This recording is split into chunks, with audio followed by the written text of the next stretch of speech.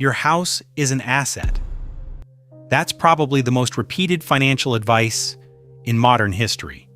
Your parents said it, banks said it, society said it, real estate agents tattooed it into every conversation. And most people never question it, because questioning it feels like betrayal. But Robert Kiyosaki called it one of the most dangerous financial myths the middle class ever believed. And if we remove emotion and look at pure financial logic, he might be right, because most people don't buy assets. They buy a massive debt obligation wrapped in the emotional language of success. Let's slow down and be brutally clear. This is not about whether owning a home is good or bad. This is about one thing. Does it put money into your pocket or take money out? Because people confuse paper wealth with cash flow. They confuse "my house is worth more" with "I'm financially free." Those are not the same thing. Here's the key distinction Kiyosaki pushes. An asset puts money into your pocket.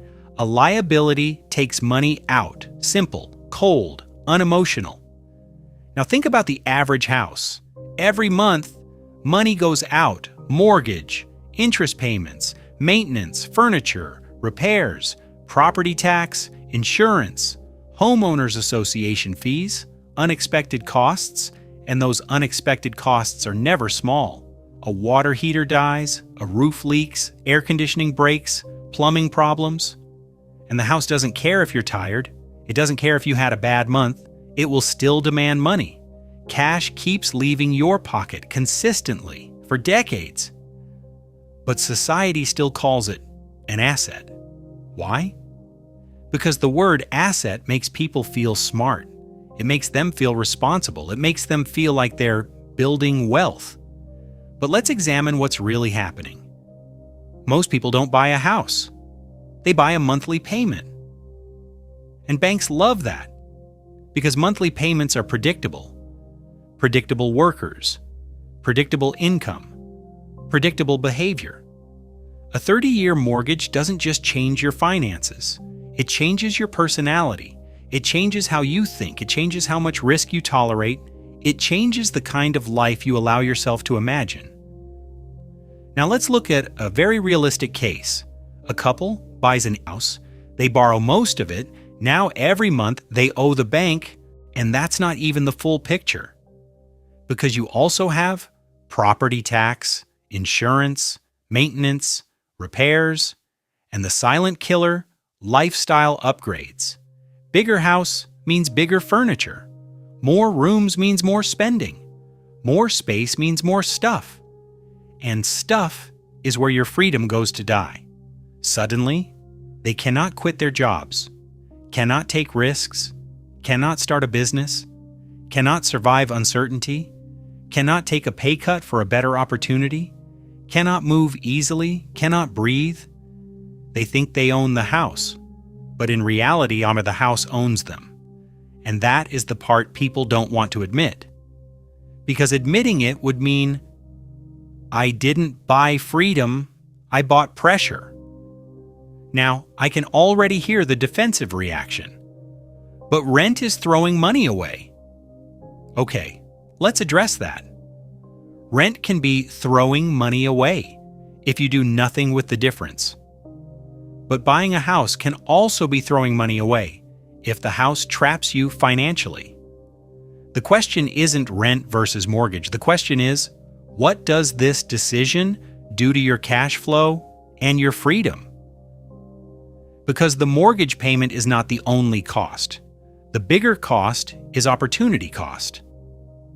If your mortgage locks you into survival mode, you lose the ability to invest. You lose the ability to build assets.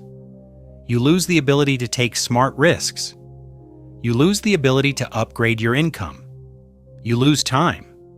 And time is the only currency you never get back. Let's say this couple could have rented a decent place for less.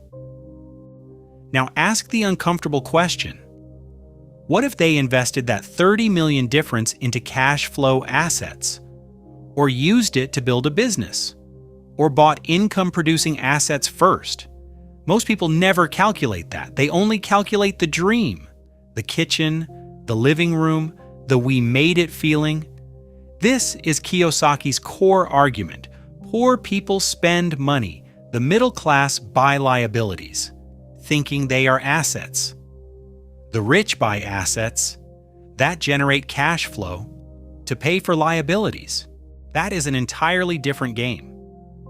And the financial system is designed to reward the people who understand that game. Here's what's really happening in the middle class dream. You work harder to qualify for a mortgage. You become a good borrower. You increase your income, not to become free, but to pay bigger monthly obligations. Then you call it stability. But stability without freedom is just a nicer cage. Now let's talk about the biggest illusion of all, paper wealth. People say, my house went up in value, so I'm richer. But are you?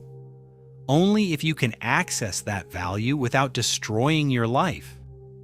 If the only way to access that value is to sell and move, or refinance and increase your debt, then what do you really have? You have a number on paper, not freedom. This is why Kiyosaki makes people angry, because he attacks identity. For many people, the house is not a financial decision. It's a social status decision, a family pride decision, a "I'm not a failure" decision. Now let's bring up 2008. Millions thought they were rich because house prices kept rising.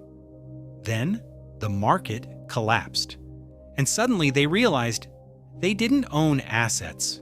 They owned leverage, massive leverage. They had a mortgage, they had payments, they had pressure, and when the market shifted, the asset became a trap. Now, to be fair, Kiyosaki is not always right. A house can become an asset if it produces cash flow, rental income, Airbnb income, house hacking, multifamily properties, renting out a unit, renting out rooms, strong appreciation with positive economics. If the property puts money into your pocket every month, then yes, that's closer to an asset. But here's what most people do.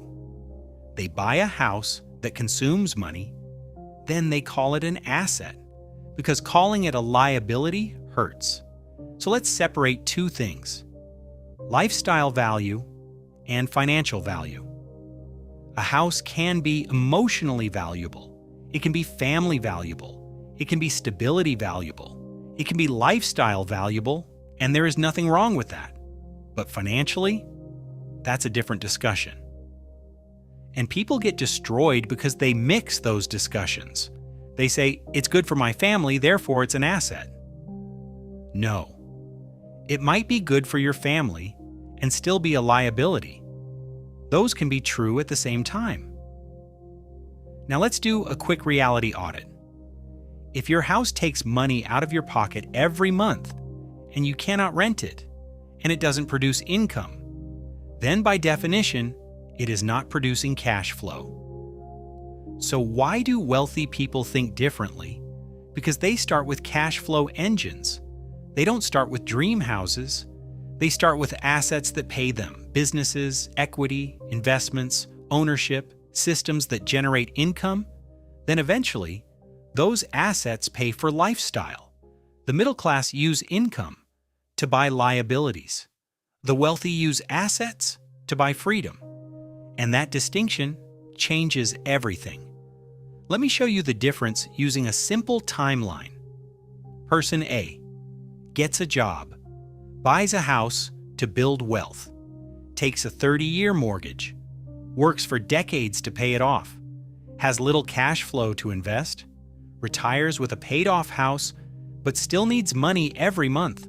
Person B gets a job, lives below their means, buys income-producing assets first, builds cash flow, uses cash flow to buy lifestyle later, owns assets that pay bills, retires with income, not just a paid-off house.